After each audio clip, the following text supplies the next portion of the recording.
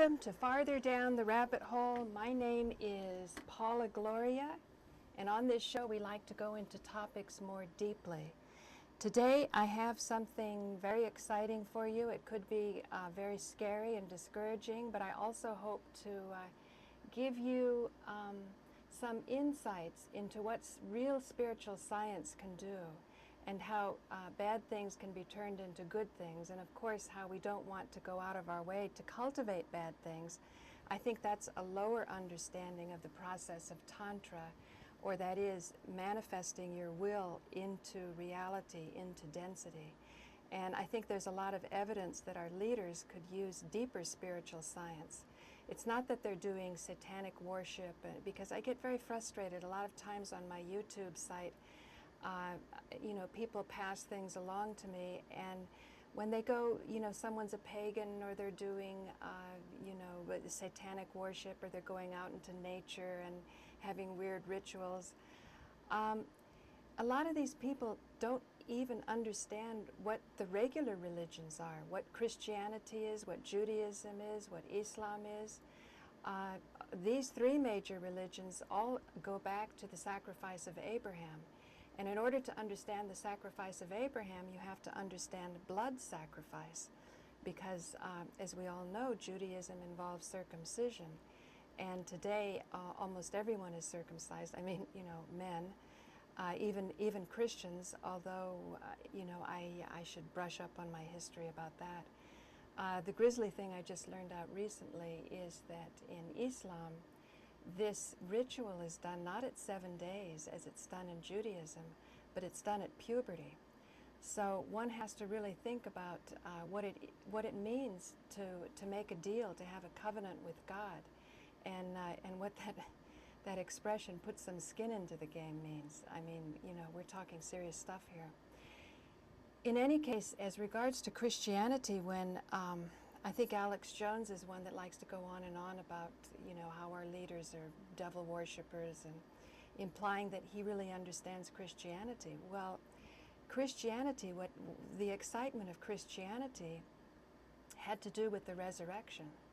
And I know good-hearted liberal Christian types, that's like, off the screen of the radar completely, to even take seriously the miracles, even up to the resurrection.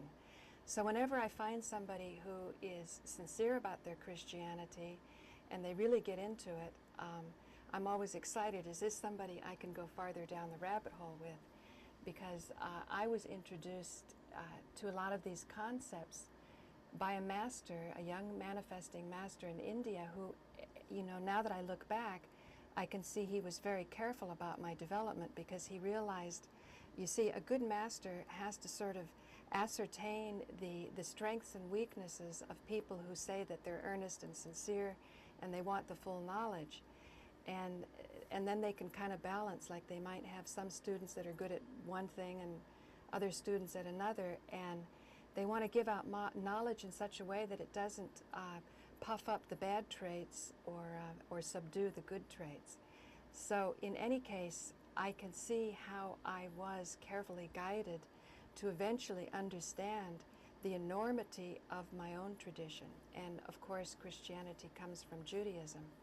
So I kind of, I'm not impressed with a lot of what is passed on to me in YouTube about what satanic worship is, because people don't know what they're talking about.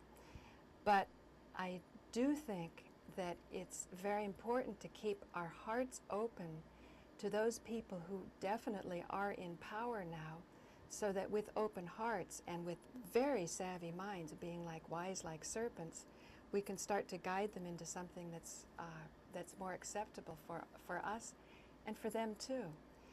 So what I'm going to do now is read something called about the Kennebunkport Warning, and to give you a feeling what this is.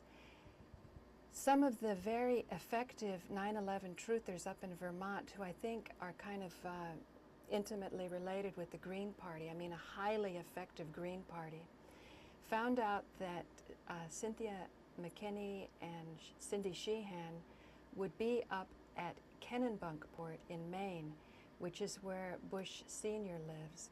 There'd be some gathering. And so these effective activists got up there, and they managed to come up with a document, I think they were guided by Webster Tarpley, that said if there is any false flag terror operation that goes on, or I mean, most of the U.S. has no concept of what false flag terror means. And I was actually wanting to, well, let me see if I can get camera one here.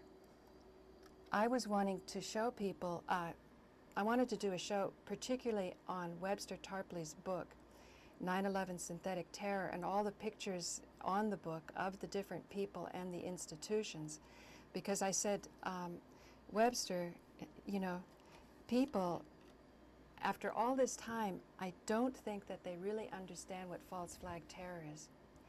It appears from sources, I mean, this is passed on to me from people who keep abreast of this information, that there are armies and everything is lined up to be aggressive to Iran. Everything is ready for war with Iran, and you hear it in the politicians' speeches and talks, the innuendos, sometimes more direct, sometimes less direct. The Democrats are by far have sold people out. There's no doubt about it. There's even evidence if they get in power, things could be worse. But in any case, everything is ready for war with Iran. The only thing that's needed is a pretext for it, some kind of act of hostility to the U.S. And the arms sellers are so enthusiastic for a war, the people who benefit from these no-bid contracts, that they're not going to sit around and do rain dances and wait for something.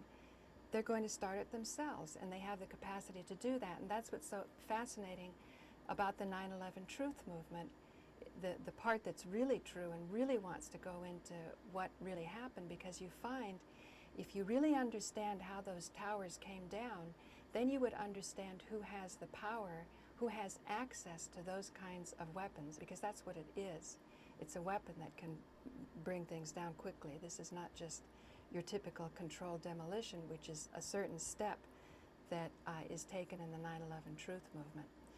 So up at Kennebunkport, these enthusiastic and effective activists were able to get a document signed that was drawn up by Webster Tarpley that said, if there's any act of hostility in the U.S., some kind of even nuclear, because Cheney has said this is our biggest threat now, a nuclear bomb on some city in the United States, we're not going to be fooled, because we know everything is ready for war with Iran, and all we need is a pretext. So this document was signed by Cynthia McKinney, who is a congresswoman and a very savvy and sophisticated congresswoman. She knows a lot about 9/11 truth. She's availed herself of the knowledge. Probably everyone knows about it in Congress, but they would rather not know more, because it's very difficult for them to balance the special interests that are behind them, which I assure you, ladies and gentlemen, is not the common man or woman. It's not you or me. And Cindy Sheehan, who clearly feels sold out by the Democratic Party, both of them signed this Kennebunkport Warning that said, if there is such an attack on the U.S., we want to know who did that attack and not jump on Iran straight away until we find out who did the attack. And chances are the ones who did the attack are the ones who have access to those kind of weapons that can do something bigger than 9/11, because it will have to be bigger than 9/11 to galvanize and mobilize everyone. So what I'm going to do now is read something from Jim Fetzer, talking about the endorsement of, oh yeah, the best part here. The Kennebunkport Warning that was signed by Cynthia McKinney and Cindy Sheehan later on was retracted. So this became a big hoo-ha among the 9/11 truth people, because they said, oh my God, they're going to think that we faked a document and it wasn't really so, or we faked the signatures, they didn't really do it. And others, myself included, said, hey, if this, we're already starting to go down this rabbit hole, let's go the distance. we're not going to retract and say that we didn't do it and it didn't happen. And so what Webster Tarpley is doing now is he's going ahead on, and a lot of other people are getting behind this, so that even if someone said, ooh, I didn't really sign that, well, why the hell didn't you sign that? You know, take a look at that and let's understand what false flag terror is. So Webster sent this along to me from Jim Fetzer, and what I want to do is read the comments that Jim Fetzer have made, and I'm going to flash it back and forth with this book of 9/11 Synthetic Terror. Even though Jim's book is not quite as flashy, he's written a wonderful book too, and of course Jim did that wonderful conference in Wisconsin, and you're going to be seeing more of it on Joe Friendly's show and on my show. And also I'm going to be doing a day of streaming on my live stream at rabbitholecentral.tv. And we're going to be on 9/11 have an entire day of streaming where we're going to bring those theories and speculations and hypotheses that don't often get to see the light of day, but which I feel are very valuable.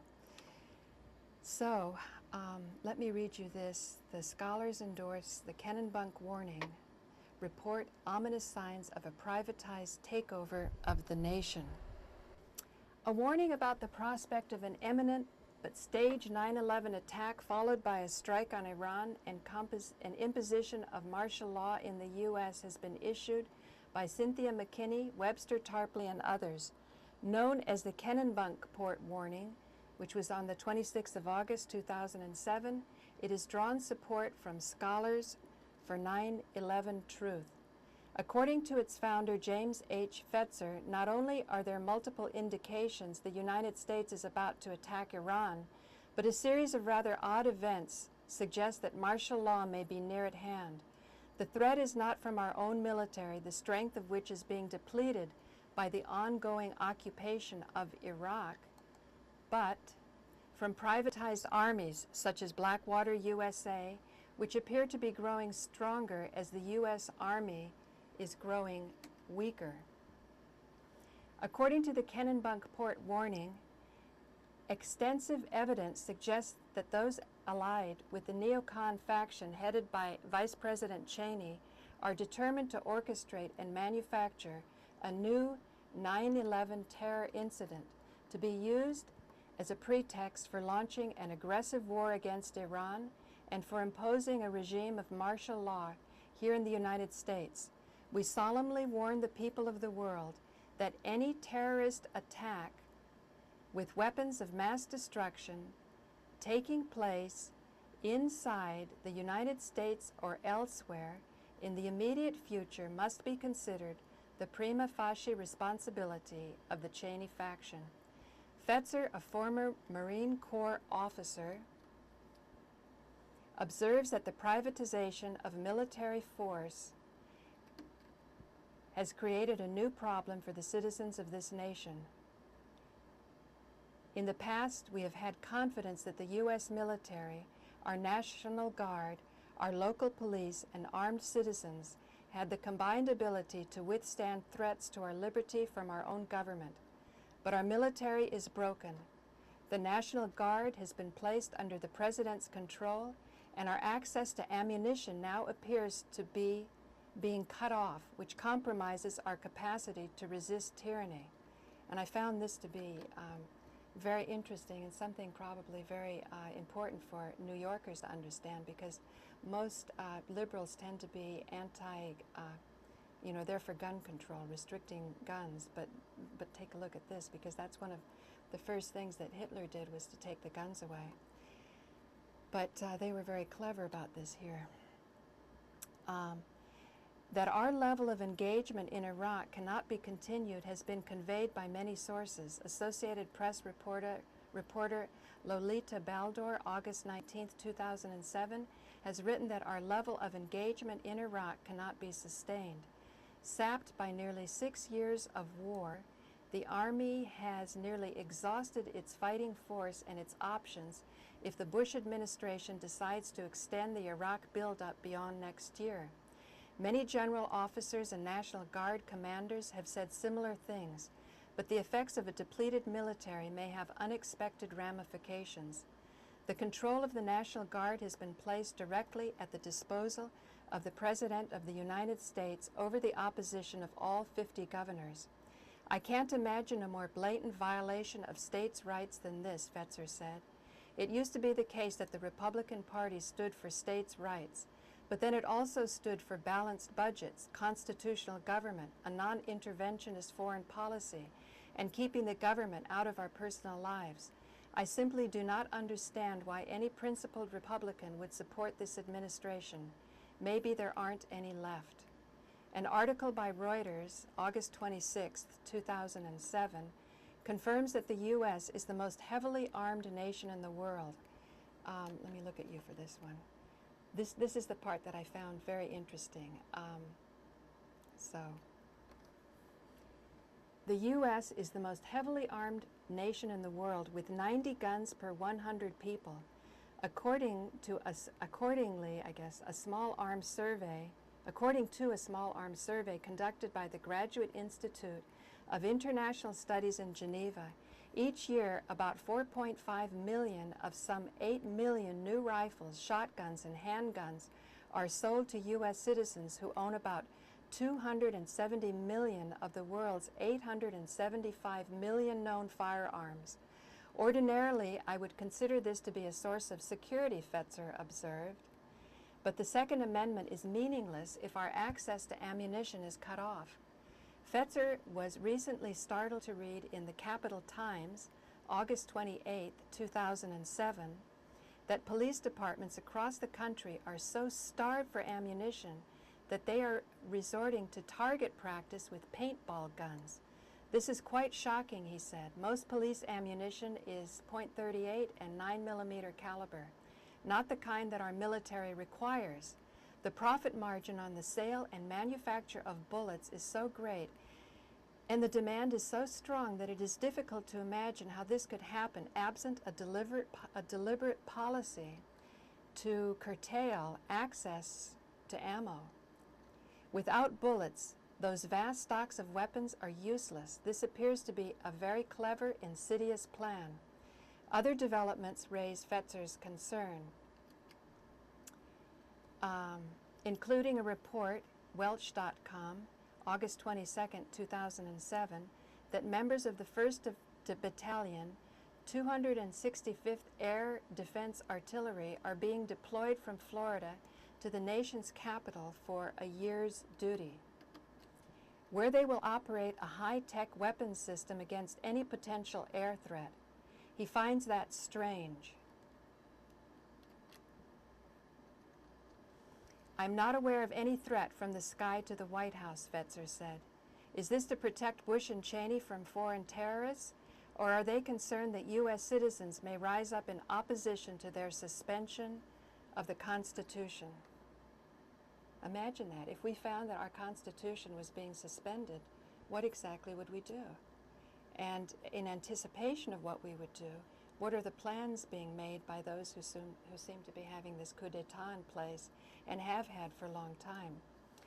And a disturbing report has just appeared on the internet. NWORE port, no war port, but it's WOREport.com/Blackwater8.htm, that Blackwater USA, the private security contractor that has assembled a large mercenary force in Iraq as part of a governmental privatization scheme to keep the official count of American forces involved artificially low, is now building its own air force in the United States, including the purchase of Super Tucano light combat aircraft from Embraer, a Brazilian company. According to the article, it has one new private military base in San Diego, another in Mount Carroll, Illinois, and has applied for operating licenses in every coastal U.S. state. If you believe in coincidence, Fetzer said, then perhaps you consider it to be a remarkable improbability that just as the American military is being weakened in Iraq, the National Guard is being placed under the President's direct control, and that ammunition is being cut off from police departments and armed citizens, while air defense units are being deployed to Washington, D.C., and mercenaries are developing their own Air Force, I'm not so sure. If we have the most capable Air Force in the world, then why is this needed? To do things our own Air Force would not do? Our own, if our own Air Force won't do this, and those that are calling the shots want this to be done, is this the idea? I'm not so sure. If we have the most capable Air Force in the world, then why is this one needed? To do things our own Air Force would not do? All of these developments are troubling and lead me to think that the Kennebunkport Warning may be even better founded than its signers realized. So please do not retract those signatures. This is the time to stand tall and to say that you were aware that this type of thing was going on, and all the rest of us, this is something important to keep in mind too. We as the common people can do a lot to put our attention in a direction that's constructive.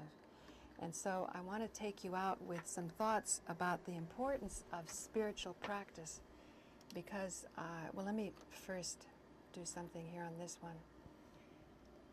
One of the reasons I wanted to tune in to this view is Geshe Kelsang Gyatso is what I consider a true master. I've only read 1 or 2 books of his, but I was very impressed with what I read, and I could see that it was definitely about the real Tantra. And the real Tantra is, it involves how to use your willpower to create better realities. And the more you use your willpower and the more you understand what your consciousness is vis-a-vis nature, or the 5 elements, the more you realize that being able to call the shots, being able to do the great miracles that Jesus was known for doing, or if you don't believe in a biblical Jesus, you've got to admit that there was some firepower there that was attracting the attention of people, that was giving hope to the poor and generosity to the rich, that could come into any social unit, and make it work better. And what I find interesting about a real master is they usually become a problem for the status quo. And Geshe Kelsang Gyatso seems to be rather on the outs with the Tibetans. But then I used to always comment on the Dalai Lama used to be, he pretty much seemed to be an icon for lost causes. So if you really believe in creating new realities, and that we can use, our relaxed mind and our years of meditation to actually make something happen, because in a way there's something called religious abuse. Everyone goes on and on about sexual abuse, and I'm certainly concerned about that. But isn't it rather abusive to have people be doing these spiritual practices endlessly, and there's just no evidence that something really exciting is coming into their life, and that they're able to take this greater enthusiasm, out into the world and make the world a better place? And so that's why I want to say, keep in mind what makes you feel happier. Here's a picture of my apartment in the morning, and I'm going to roll this to show, what it's like to get up early, to take care of yourself, to eat right, to be enthusiastic. It means that you're happier. Put some nice music on. That's what I've got there. I've got the chairs up. I've got the chairs up because I mop my floors in the morning. And right there, you're going to see I'm going to hone in on this Sirius radio setup. I got a great interview on Canal Street of somebody who showed me how to use this, and I'm going to give some very valuable market research. Oh, by the way, Sirius is the dog star, and I thought this was a very good choice, because it must mean that it follows you everywhere. And part of the reason it was hard for me to get into this is when I would go down to P.C. Richards, They had a whole section there, but the salesman didn't know much about it, and it seemed as though it was for cars, and I don't have a car. I'm a Manhattan person, and I use my bicycle to get around. So somebody finally on Canal Street explained it to me. So here's honing in on the dog, and the dog is also an interesting tantric symbol. It symbolizes the Dattatreya. That's the three-headed God that you see for any of you who've checked out the assortment of the Hindu gods. I think there's 33,000. But there's also Vedanta, the end of the Vedas, that talks about one God, and it's just as profound as our notion of the one God here in this part of the world, Judaism, Christianity, and Islam. So the dog, anyway, is a Dattatreya symbol. And so let's continue on.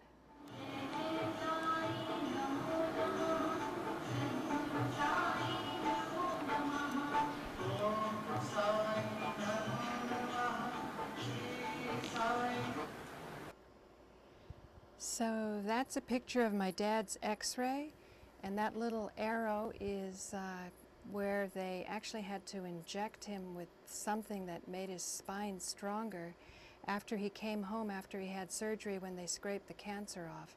So that was last December 26th. I was expecting, he wouldn't be around for long. He came home, they said, let the old guy, have a break the last part of his life, stop taking the medicine. And now, by golly, he's getting better. He's walking almost without a cane. So that just shows how powerful the human body is. And I always say that the human body is it's the temple of God, and it's also our laboratory where we can learn about life. And as it goes in society, in a family, in a country, in the whole world, they're the same organizing principles.